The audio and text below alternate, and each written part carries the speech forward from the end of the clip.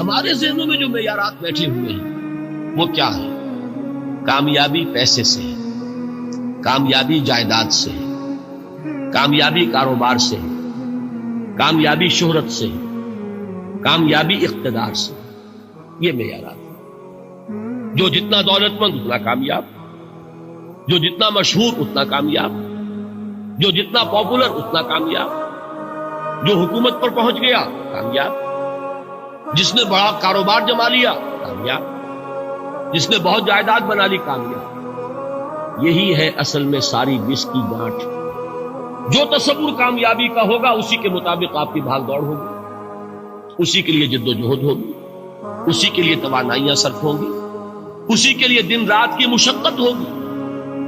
یہ ہے اصل شے جس کی یہاں نفی ہو رہی ہے۔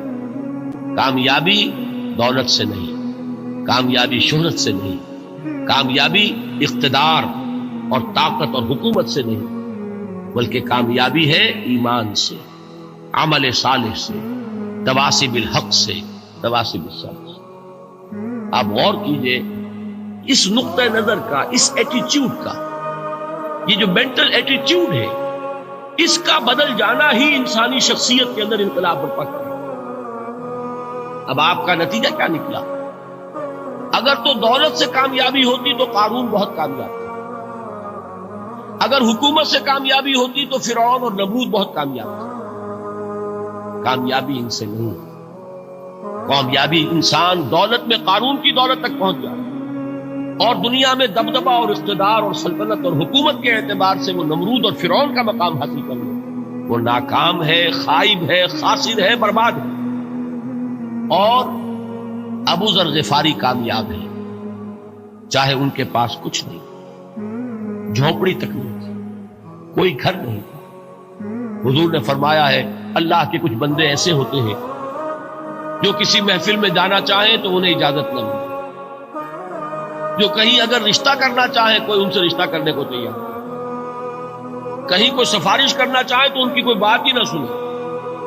لیکن اللہ کے ہاں ان کا وہ مقام ہے کہ اگر بھولے سے بھی کسی بات پر قسم کھا بیٹھتے ہیں تو اللہ ان کی قسم کی لاج رکھتا ہے۔ یہ ہے فرق، یہ جان لیجیے اچھی طرح۔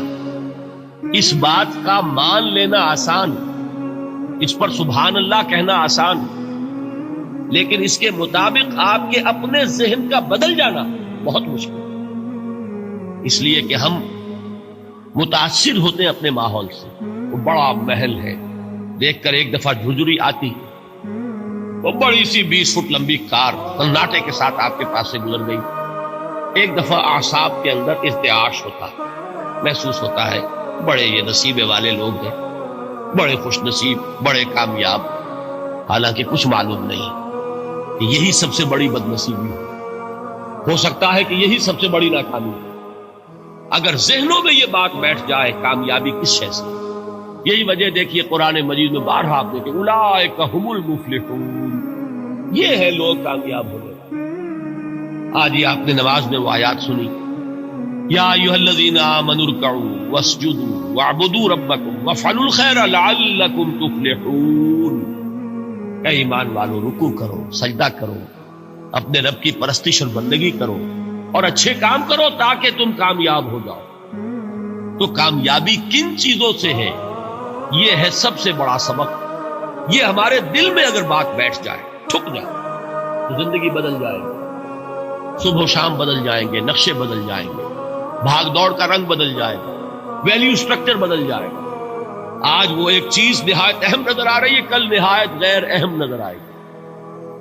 جیسے کہ حضور کی حدیث ہے مالی ولی دنیا، مجھے تمہاری اس دنیا سے کیا سروکار، انما مثلی کراکب استظل تحت شجرۃ ثم راح فترکها، میری مثال تو اس سوار کی سی ہے جو تھوڑی دیر کے لیے ایک درخت کے سائے میں ٹھہرتا ہے سستانے کے لیے، پھر وہ اپنا راستہ لیتا ہے، اسے اس درخت سے مستقل تعلق اس کا نہیں ہے، وہ اس کا گھر نہیں، وہ اس کی منزل نہیں۔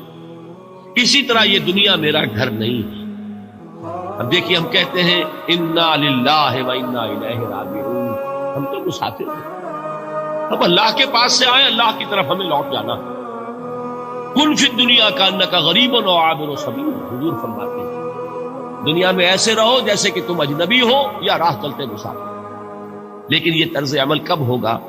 جبکہ یہ آیت ہمارے ذہنوں کے اندر بیٹھ گئی ہو، والعصر ان الانسان لفی خسر الا الذین آمنوا وعملوا الصالحات وتواصوا بالحق وتواصوا بالصبر۔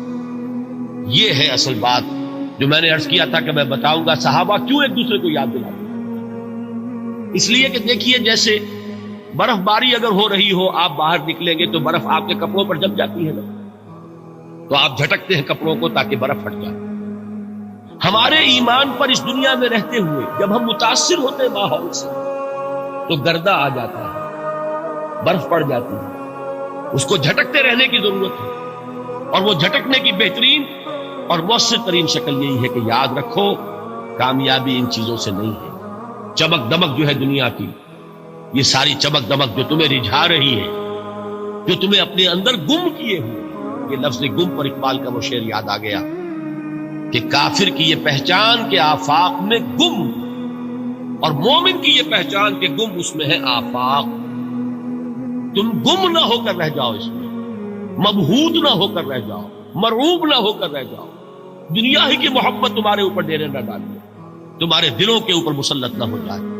لہذا تازہ کرتے رہا کرو، والعصر ان الانسان لفی خسر الا الذین آمنوا وعملوا الصالحات وتواصوا بالحق وتواصوا بالصبر۔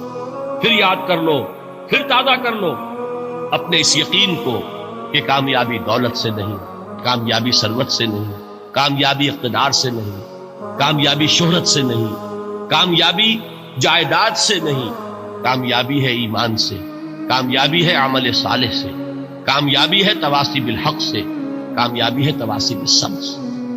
یہ چار چیزیں ہیں کہ جو کامیابی کے لوازم ہیں۔